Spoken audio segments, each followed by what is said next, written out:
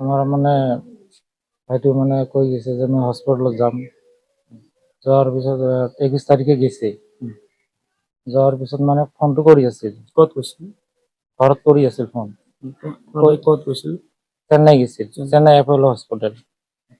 কিহৰ কাৰণে গৈছিল? হাতত মানে দুখ হৈছে। আচ্ছা।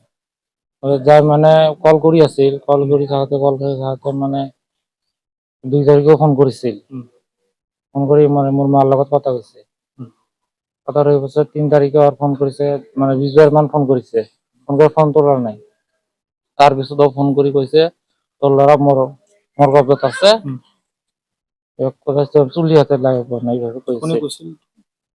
মানে ৱাইফ ৱাইফটোৱে কৈছিল। বিয়ে হোৱা কিমান দিন হ'ল আপোনাৰ দাদা? 3 বছৰ মান হ'ল। কি কাম কৰিছিল আপোনাৰ দাদা? কাঠৰ কাম কৰিছিল। এনেতো কিবা বাহিৰত কিবা কন্ট্ৰাক্টৰ কিবা বা মিস্ত্ৰী নাই, এইটো মানে ঠিকাদাৰৰ কাম কৰিছিল। ক'ত কৰিছিল এইটো? এইটো কৰিছিল আন্ধ্ৰাত। কিমান বছৰৰ পৰা কৰি আছে? তাত বহুত 8-9 বছৰ। প্ৰেমত ভাল পোৱা হৈছিল হা আপোনাৰ হা দাদা? হা, প্ৰেমত ভাল পোৱা আছে। আপোনাৰ ঘৰৰ মানুহখিনি কেনেকে গম পালে তাত যে মৰিছে? তাত মৰিছে পৰা পুলিচে কৈছে, চেন্নাইৰ পুলিচে ফোন কৰি কৈছে ঘৰত। ইয়াৰ পৰা আপোনালোকৰ মানুহ গৈছে তাত? গৈছে, মোৰ ভাই গৈছে। পৰিয়ালত কোন কোন আছে আপোনালোকে? কেইজন মানুহ আপোনালোক? 3 ভাই আছিলে। এটা মানে মোৰ মানে ডাঙৰ ভাইটোক মাৰিল আৰু বড় ভাইটো আছে, মোৰ মা আছে, ভাবি আছে। আমাৰ গাঁওখনৰ নাম হৈছে হাৰভাঙা। ল'ৰাটো মোটামুটি ঈদৰ আগত 21 তাৰিখে ঘৰৰ পৰা গৈছে আৰু কি। লগতে শুনিছো আৰু কি, লগতে তাৰ মানে ঘৈণীয়েকো লৈ গৈছে। লৈ যোৱাৰ পিছত ইমান দিন একো খোজ খবৰ নাছিল। হঠাৎ কৰি কালি আমি খবৰ পালো যে ল'ৰাজন আৰু নাই। এইটো মানে চেন্নাইৰ পৰা খবৰ আহিছে। কেনেকৈ মাৰিছে গম পাই আপোনালোকে? শুনা মতে যে ৰুমতে লৈ গৈছিল, ভাড়া ৰুমত লৈ গৈ ভাড়া ৰুমৰ পৰা মানে আৰু 2জন মানুহ আছিল। এই মানুহ 2জনৰ মানে হতুৱাই মাৰিছে আৰু কি। তাৰপিছত পেলাই দিব গৈছিল?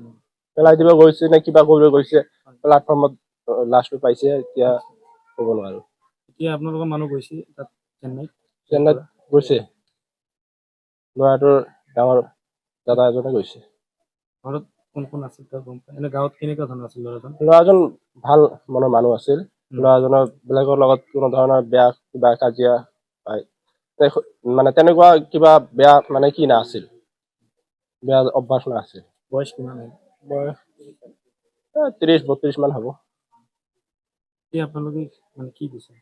আমি বিচাৰিছো যে ল'ৰাটো এতিয়াতো নাই, তেখেতৰ পৰিয়ালে কিবা যাতে মানে ন্যায় বিচাৰিলে ন্যায় যাতে পায়, সেইকাৰণে আমি অসম চৰকাৰৰ লগতে ভাৰত চৰকাৰৰ লগত মানে ৰিকুৱেষ্ট কৰিছো যাতে উচিত তদন্ত কৰি মানে আমাৰ ল'ৰাজনৰ ন্যায় বিচাৰ পায়।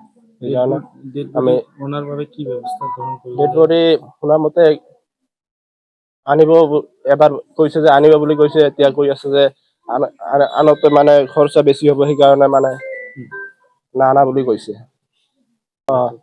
মই এইখিনি ক'ব বিচাৰিছো যে আমাৰ অসম চৰকাৰৰ লগতে ভাৰত চৰকাৰকে মই ৰিকুৱেষ্ট কৰিছো যে চৰকাৰে যাতে উচিত তদন্ত লৈ মানে দোষীক উচিত বিচাৰ দিয়ে, সেইকাৰণে মই চৰকাৰক ৰিকুৱেষ্ট কৰিছো। আপুনি বিচৰা বাতৰি পাব কেৱল নিউজ 18 এপত। নিউজ 18 এপ ডাউনলোড কৰিবলৈ স্কেন কৰক এই QR কোড। গুগল প্লে ষ্টৰতো পাব এই নিউজ 18 এপ।